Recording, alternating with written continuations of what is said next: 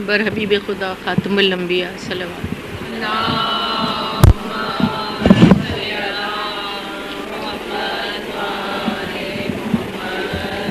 بر علی و اولاد علی صلوات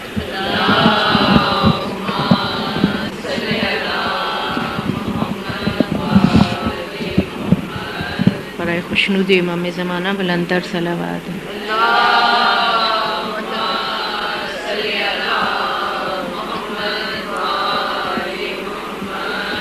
اعوذ باللہ من الشیطان الرجیم بسم اللہ الرحمن الرحیم الحمد للہ رب العالمین والصلاة والسلام علی اشرف الانبیاء والمرسلین الرسول المسدد المصطفى الامجد بالقاسم محمد صلی اللہ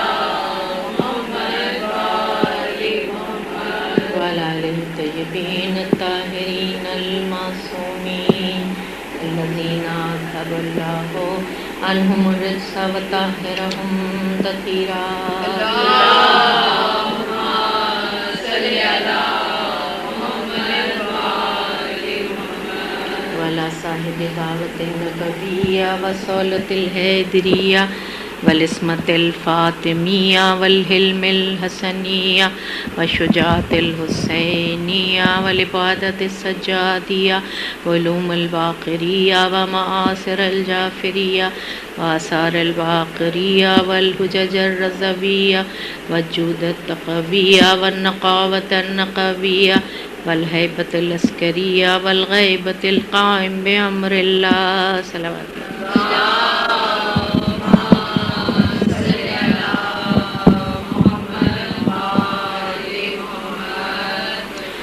مجلس شروع کرنے سے پہلے میرے ساتھ اما یجیب پڑھ دیجئے. دو بیماروں کے لیے دعائے صحت کی اپیل ہے. اما یجیب المضطر اذا دعاہ ویکشف السوء. اما یجیب المضطر اذا دعاہ ویکشف السوء. اما یجیب المضطر اذا دعاہ ویکشف السوء. اما یجیب المضطر اذا دعاہ ویکشف السوء. امن یجیب المضطر اذا دعاہ ویکشف السوء. اللہم صلی علی محمد وعلی محمد. پروردگار اس فرش عزا کے صدقے سے، جہاز معصومین کے طفیل سے، بیمار کربلا کے صدقے سے، شجی کی طبیعت بہت خراب ہے، پروردگار ان کو صحت عطا ہو. اور طیب اور شجی ان دو کے لیے خاص طور سے دعائے صحت کی اپیل کی گئی ہے. ویسے تو پروردگار ہر مریض کے لیے ہماری طرف سے دعا ہے کہ مرض سے شفا اور صحت ہو، لیکن خصوصاً ان دو مریضوں کے لیے، شجی اور طیب کے لیے، پروردگار انہیں خاص طور سے صحت عاجلہ و کاملہ عطا فرمائے. درود بھیجے محمد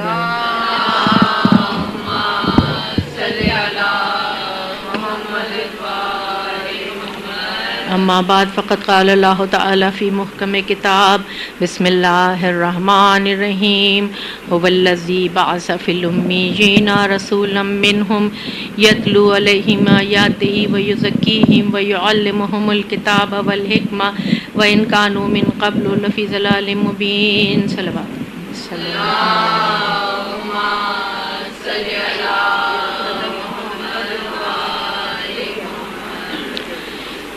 تمام تعریف رب کائنات کے لیے جو اس کائنات کا پیدا کرنے والا ہے، اس کو پالنے والا ہے، اور سب کی بازگشت اسی کی طرف ہے. اور تمام تر درود و سلام محمد و آل محمد کے لیے. صلی علی محمد و آل محمد. جو بارگاہ حق سے دین حق لے کر آئے اور اس کی حفاظت کا انتظام کیا. سرنامہ کلام کے لیے جس آیت کی مسلسل تلاوت کا شرف مجھے حاصل ہو رہا ہے، سورہ جمعہ کی آیت نمبر 2 ہے. وہی تو ہے وہ پروردگار جس نے امیین ہی میں سے ایک رسول کو مبعوث فرمایا کہ جو ان پر اس کی آیات کی تلاوت کرتا ہے، جو ان کے نفوس کا تزکیہ کرتا ہے، جو ان کو کتاب کی تعلیم دیتا ہے اور جو ان کو حکمت کی تعلیم دیتا ہے. اور بے شک اس سے پہلے تو وہ کھلی ہوئی گمراہی میں تھے. درود بھیجے محمد والے محمد.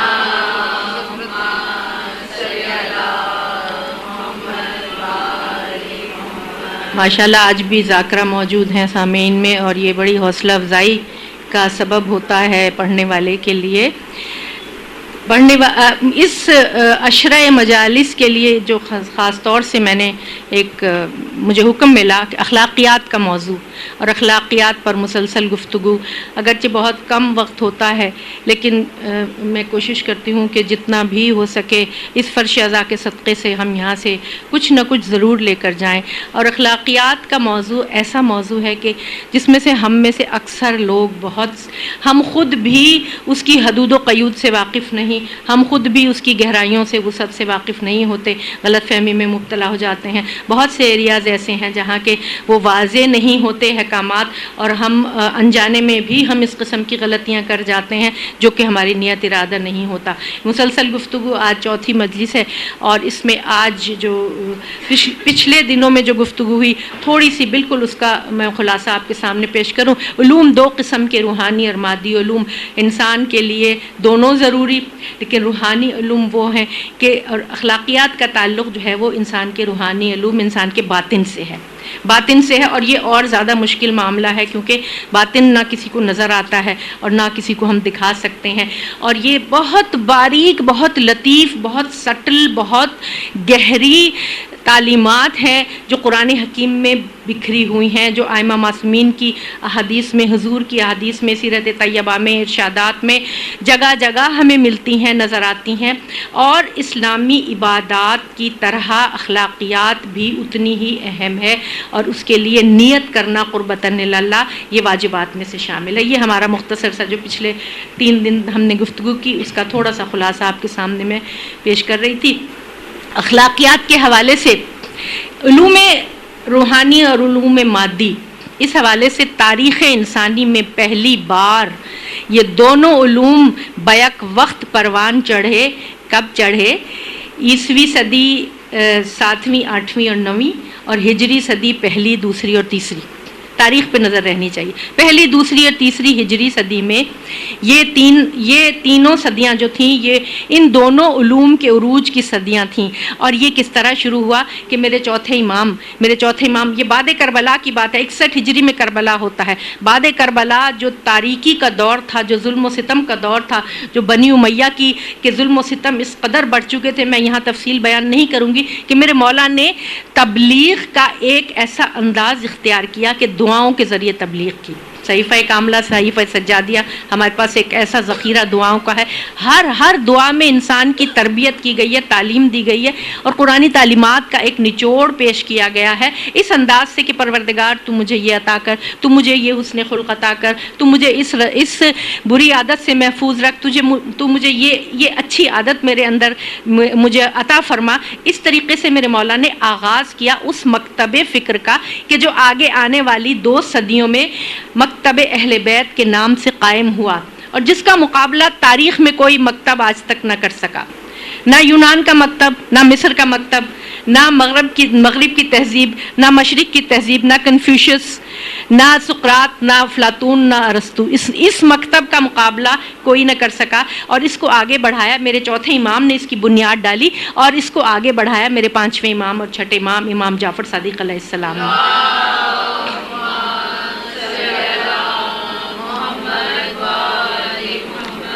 4000 شاگرد میرے مولا کے جو بلاد اسلام سے، مختلف ممالک سے، روم، مصر سے، یمن سے، ایران سے اور شام سے، اور سب جگہ، مکہ سے، مدینہ، سب جگہ سے آتے۔ یہ 2 مدرسے مدینہ میں بھی قائم ہوئے اور اس کے بعد کوفہ میں قائم ہوئے، اور کوفہ اور نجف اشرف کا حوزہ علمیہ جو آج ہمارے لیے افتخار کا باعث ہے، یہ میرے مولا نے قائم کیا تھا، یہ میرے چھٹے امام نے قائم کیا تھا۔ اور وجہ یہ تھی کہ بنی عباس اور بنی امیہ آپس کی چقلس میں اقتدار کی خاطر رسہ کشی میں مبتلا تھے، اور جب یہ ظالم حکمران آپس میں مصروف تھے تو معصومین کو تھوڑا سا موقع مل گیا کہ انہوں نے علوم اہل بیت کی، علوم قرآن کی، علوم پنجتن پاک کی ترویج و اشاعت کا ان کو موقع مل گیا۔ ورنہ ہر معصوم کی یہ کوشش تھی کہ اپنے زمانے میں قرآنی تعلیمات، اسلامی تعلیمات کو عام کرے، لیکن کسی کو قید میں رکھا گیا، اور کسی کو کو زبردستی ولی عہد بنا کر اپنے اس طریقے سے رکھا گیا کہ لوگوں پہ یہ ظاہر کیا کہ یہ ہمارے ولی عہد ہے اور ہماری حکومت انہی خطوط پر ہے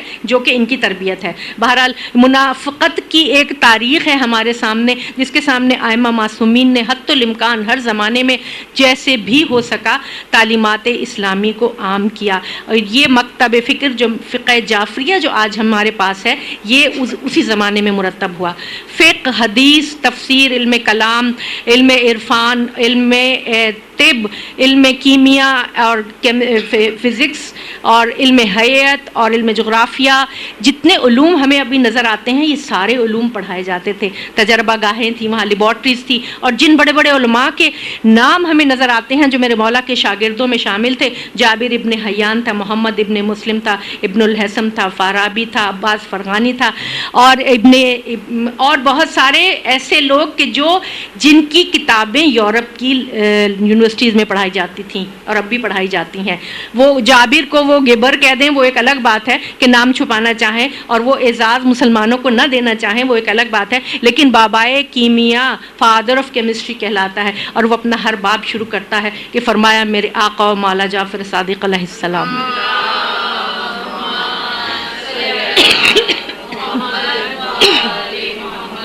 اسی طرح علم عرفان میرے مولا نے تعلیم فرمایا اور علم الاخلاق کی تعلیم فرمائی. اور اسی حوالے سے دعائے مکارم الاخلاق جو میرے چوتھے امام کی مشہور دعا، اس سے تھوڑا سا چند اقتباسات آپ کے سامنے کہ شروع کرتے ہیں اس دعا سے کہ پروردگار میرے یقین کو بہترین یقین بنا دے، میرے یقین کو بہترین یقین بنا دے، میری نیت کو بہترین نیت کر دے اور میرے اعمال کو بہترین اعمال میں شامل کر اور میرے امور کو اس طرح درست کر دے کہ مجھے اتنا غنی کر دے کہ میں تیری عبادت سے غافل نہ رہ سکوں اور قیامت کی یاد کو میرے دل میں جاگزیں کر دے کہ میں اپنے اعمال بجا لاتے وقت قیامت کی یاد میرے سامنے رہے اور میں جواب دہی کے احساس سے سرشار رہوں. اس کے بعد میرے مولا نے فرمایا کہ مجھے بری عادتوں سے محفوظ رکھ، میرے اندر اچھے اخلاق پیدا کر، جو مجھ سے تعلق کرے میں اس سے تعلق بحال کروں، جو میرے پر ظلم کرے میں اس کو معاف کروں، اور جو میرے ساتھ دکھاوے کے طور پہ ملے میں اس سے خلوص سے ملوں. معلوم ہوا کہ مولا نے ہمیں یہ سبق دیا ہے کہ فضائل اخلاق کتنی بلند ترین چیز ہے کہ جس کے لیے انسان کو مسلسل کوشش کرتے رہنا چاہیے. آسان کام نہیں ہے. میرے آپ جیسے ہمارے جیسے انسانوں کے لیے ہم پر کوئی ظلم زیادتی کرے اور ہم پلٹ کے اس کو جواب نہ دیں. میرے مولا نے فرمایا تو مجھے توفیق عطا کر کہ اگر مجھ پر کوئی ظلم زیادتی کرے تو میں عفو درگزر سے کام لوں، میں اس کو معاف کروں، میں اس کے ساتھ بھلائی کروں، میں اس کے ساتھ اچھا سلوک کروں.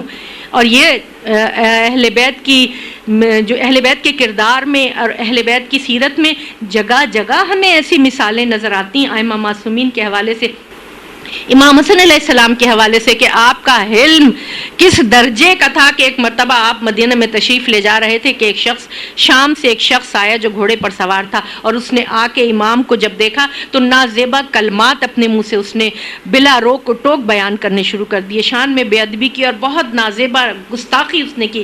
میرے مولا سنتے رہے خاموش. اس کے بعد آپ نے کہا اے شخص ایسا معلوم ہوتا ہے کہ تو مسافر ہے، تو تھکا ہوا ہے، تیرے پاس زیادہ راہ نہیں ہے یا تجھے بھوک لگی ہوئی ہے، میں تیری ہر ضرورت پوری کرنے کے لیے تیار ہوں. دسترخوان تو میرے مولا کا پورے مدینے میں پھیلا ہوا تھا، مولا نے اس کی ضرورتوں کو پورا کیا، اس کو کھانا کھلایا، اس کو زیادہ سفر دیا، اس کو گھوڑا دیا، یہاں تک کہ اخیر میں وہ شخص جو تھا وہ قدموں میں گر پڑا اور کہنے لگا آج سے پہلے میں آپ کا دشمن تھا لیکن آج کے بعد آپ سے زیادہ مجھے عزیز کوئی نہیں. درود بھیجیے محمد والے محمد.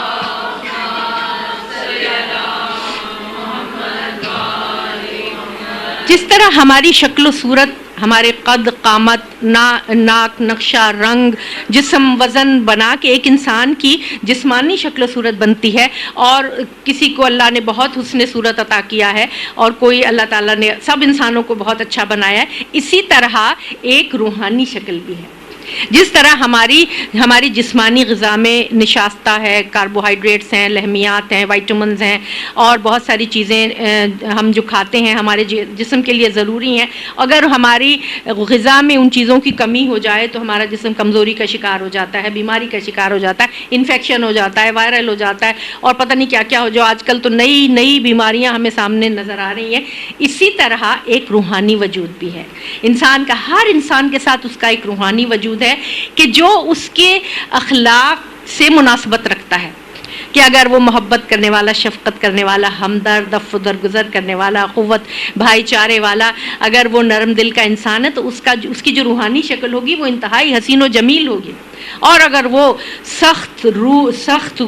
اگر وہ درست طبیعت کا، ظلم کرنے والا، بغض و عناد رکھنے والا، اور دوسروں سے حسد اور تکبر کرنے والا، اور دوسروں کی برائی کرنے والا، غیبت کرنے والا ہے، تو اس کی روحانی شکل انتہائی خوفناک اور مکروہ ہوگی. ہمیں یہ تاریخ میں یہ روایات اور مثالیں ایک سے زیادہ معصوم کے حوالے سے ملتی ہیں کہ میرے مولا حج پہ تشریف لے گئے. چوتھے امام کے حوالے سے بھی ملتا ہے، چھٹے امام کے حوالے سے بھی ملتا ہے. حج پہ تشریف لے گئے تو صحابی ساتھ کہنے لگا کہ مولا یہ جتنے اس حاجی نظر آ رہے ہیں بہت حاجی ہیں، اور کیا اللہ تعالیٰ ان سب کو بخش دے گا؟ میرے مولا نے فرمایا دیکھنا چاہتے ہو کہ ان میں کتنے انسان ہیں؟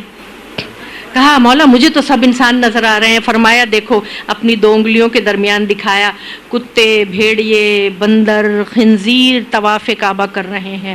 استغفار کر کے لرز گیا کہ مولا میں یہ دیکھنے کی تاب نہیں لا. فرمایا ہم جانتے ہیں، ہم دیکھتے ہیں، ہمیں روحانی شکل نظر آ جاتی ہے انسان کی.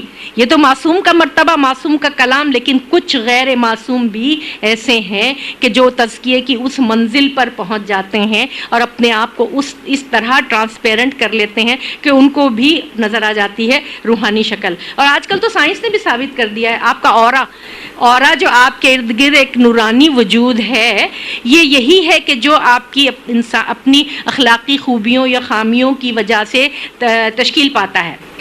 تو اس کے لیے ضروری ہے کہ انسان اپنے آپ کو کوشش کر کے ہوشیاری سے، آگاہی سے اپنے آپ کو ٹٹولتا رہے، دیکھتا رہے، دن اور رات خود احتسابی کی منزل پر رہے، اور کسی وقت بھی کسی بھی رذائل کو اپنے اندر نہ جگہ دینے. اور اگر کہیں آ گئے ہیں، گھن کی طرح چاٹ رہے ہیں، اور اگر کوئی بیماری، کوئی وائرل، کوئی انفیکشن آ گیا ہے تو اسی طرح اینٹی بائیوٹک، اسی طرح اینٹی وائرل، جس طرح ہم اپنی طبیب جسمانی بیماریوں کے لیے لیتے ہیں، اس طرح ہماری روحانی اور اخلاقی بیماریوں کے لیے بھی تجویز کیے گئے ہیں علاج معصومین کی طرف سے. درود بھیجیے محمد والا.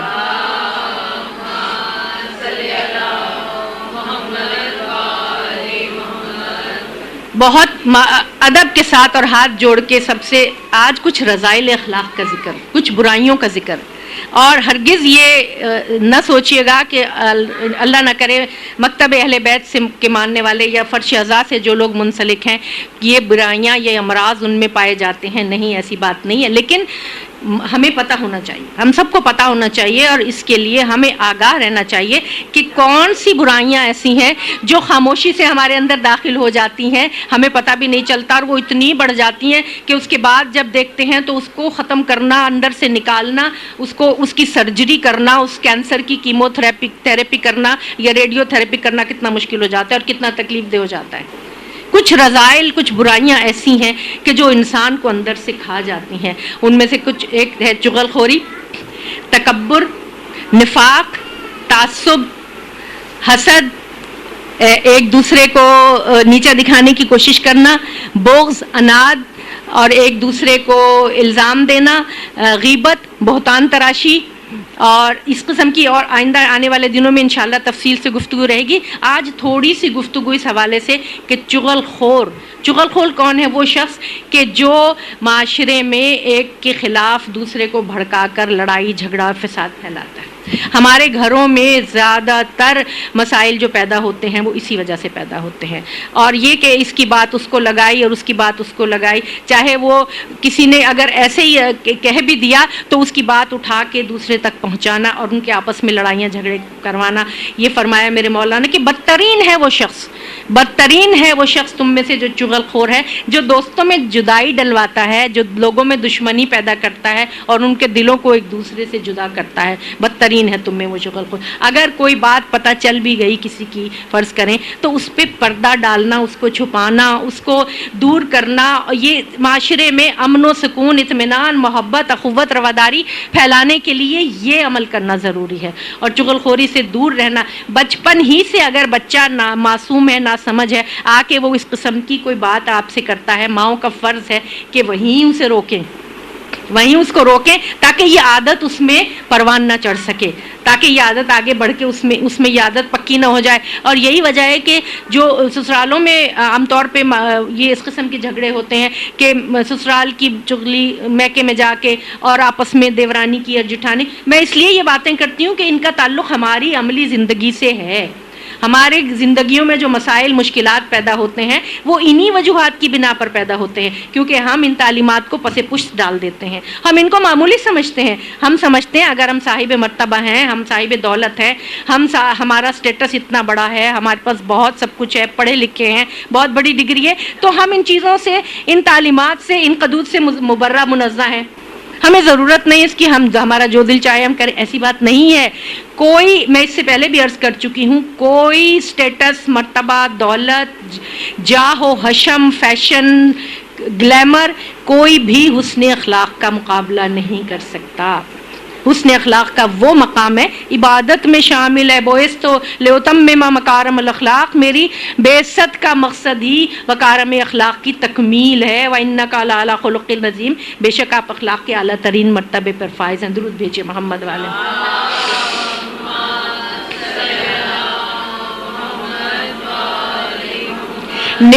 نفاق بھی انتہائی خطرناک اخلاقی مرض ہے.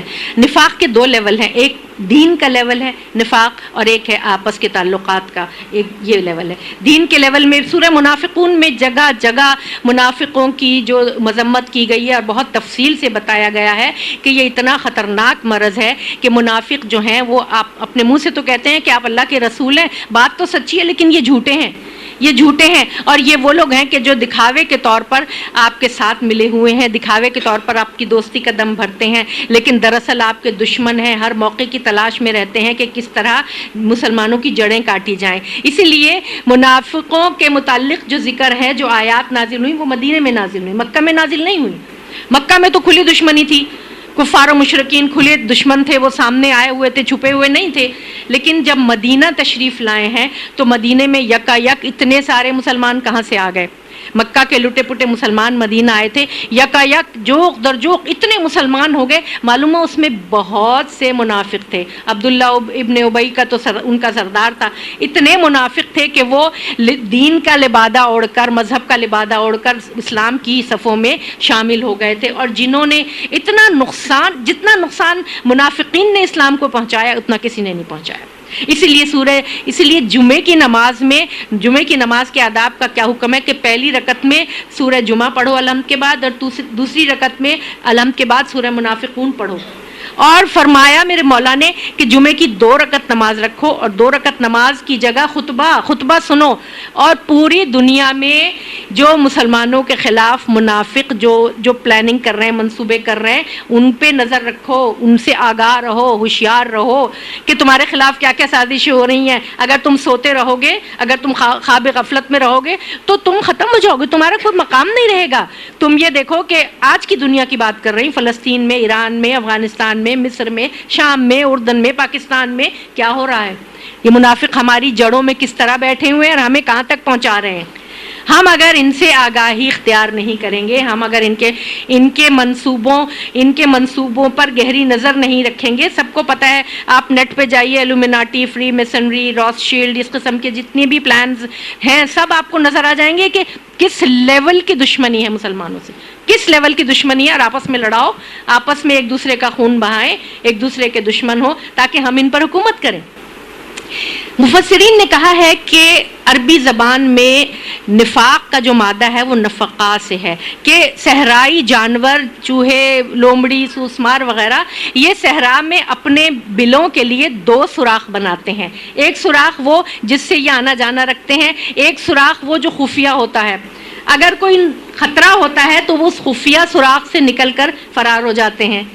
تو نفاق کا مادہ یہاں سے ہے کہ منافقین اپنے لیے کوئی ایسا راستہ ہمیشہ رکھتے ہیں.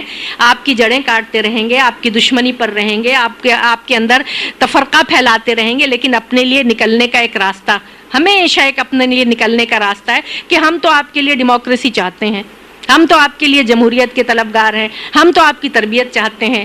وغیرہ وغیرہ. یہ تھا دین کے لیول کا نفاق. اب آپس کے تعلقات کے لیول کا جو نفاق ہے اس کو بھی سمجھنا ضروری ہے. وہ یہ ہے کہ کوئی شخص دل میں دشمنی رکھے. نفاق کا مطلب ہے دو رخا پن, منہ پہ کچھ ہے دل میں کچھ ہے.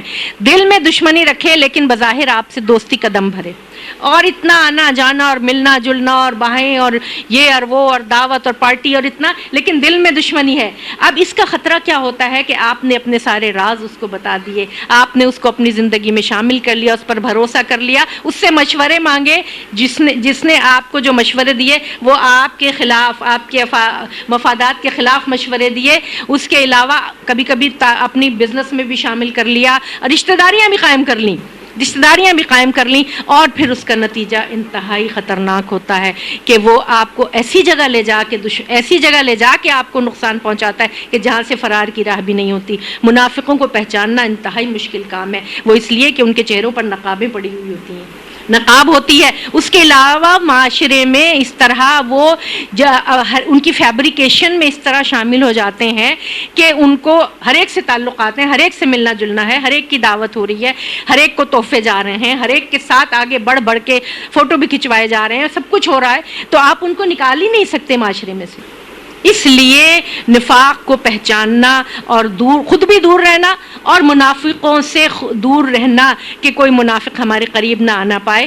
منافق کی نشانیاں میرے مولا نے کیا بتا دی تھی کہ جب بھی وعدہ کرے اس کو پورا نہ کرے, ٹھیک ہے نا, جب وعدہ کرے جو پورا نہ کرے, جب بھی کوئی بات کرے تو جھوٹ بولے, جب کوئی بات کرے تو جھوٹ. تو پہچان لیجئے, ذرا احتیاط کیجئے. اسی لیے فرمایا گیا کہ تعلقات قائم کرنے سے پہلے آزما لو, اس کے بعد تعلقات قائم کرو. کہیں ایسا نہ ہو کہ تم مصیبت میں گرفتار ہو جاؤ. درود بھیجیے محمد والے محمد.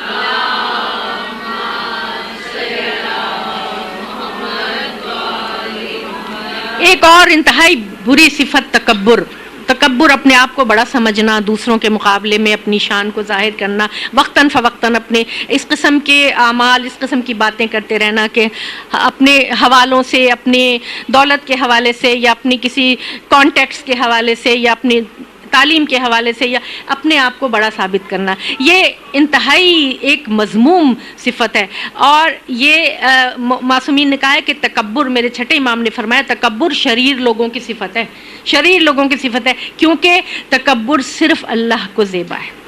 هو اللہ الذی لا الہ الا هو عالم الغیب والشہادۃ هو الرحمن الرحیم. هو اللہ الذی لا الہ الا هو الملک القدوس السلام المؤمن المہیمن العزیز الجبار المتکبر سبحان اللہ عما یشرکون. اللہ کی صفت ہے تکبر, اللہ کی چادر ہے تکبر, اللہ کا حجاب ہے تکبر. کسی انسان کو تکبر زیبا نہیں سوائے خدا پروردگار عالم کو, کہ وہ ہم سب کا پیدا کرنے والا, پالنے والا, مالک ہے, خالق ہے, عظیم ہے, علی ہے.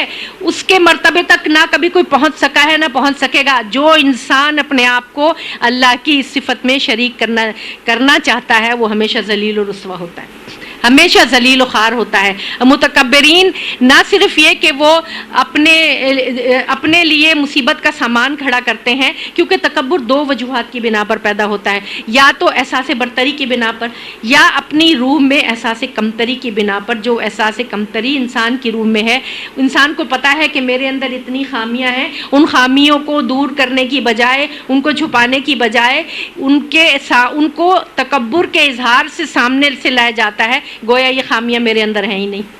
اور دوسروں کو نیچا دکھانا, دوسروں کو ذلیل کرنا, یہ حقیقت پسندی کے بھی خلاف ہے.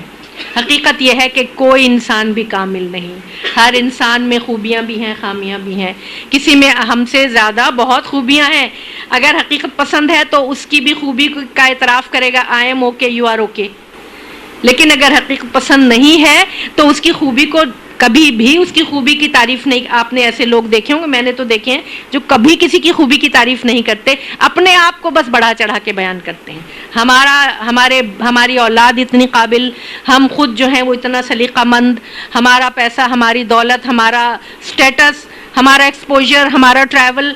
سنی ہوں گی نا اس قسم کی باتیں, معاف کیجیے گا یہ گراں گزر رہی ہوں گی, لیکن یہ انتہائی ضروری چیزیں ہیں, انتہائی ضروری کہ ہم سب اس میں شامل ہو سکتے ہیں انجانے میں. اور اگر اس طرح کبھی محسوس کریں کہ اپنے اندر اس قسم کی کوئی چیز پیدا ہو رہی ہے تو وہیں اس کو روک دیں، دعا مانگے پروردگار عالم سے کہ مجھے اس سے نجات دے۔ اس کا علاج حکیموں نے کیا کہا ہے؟ اس کا علاج یہ ہے کہ جو تکبر کو اپنے دل میں محسوس کرے تو وہ کم رتبہ لوگوں کے ساتھ نشست و برخاست شروع کرے، ان کے ساتھ اٹھنا بیٹھنا، ان کے ساتھ ملنا جلنا، ان کے ساتھ صرف یہ نہیں کہ ان کی غالی آپ نے پیسے سے مدد کر دی۔ مزدور طبقہ میرے آپ کی مدد کرنے کے لیے ہمارے گھروں میں، سب کے گھروں میں آتے ہیں، صفائی کرنے آتے ہیں، کھانا پکانے کے لیے آتے ہیں، اور یہ بہت بڑے، ان کا تو احسان ماننا چاہیے۔ میں تو اٹھتے بیٹھتے ان کا احسان مانتی ہوں کہ یہ مجھے اتنا وقت دے دیتے ہیں کہ میں کوئی تھوڑا سا مطالعہ کر لیتی ہوں، ورنہ وقت نہیں مل سکتا گھر کے کاموں سے۔ ہم خواتین کو گھر کے کاموں سے ہرگز وقت نہیں مل سکتا۔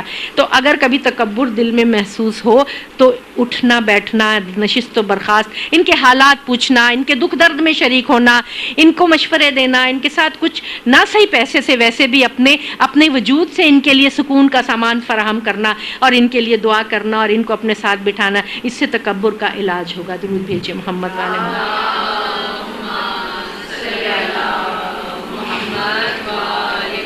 میرے پاس وقت ختم ہو گیا اور ابھی بہت بیان کرنا ہے، انشاءاللہ کل کریں گے۔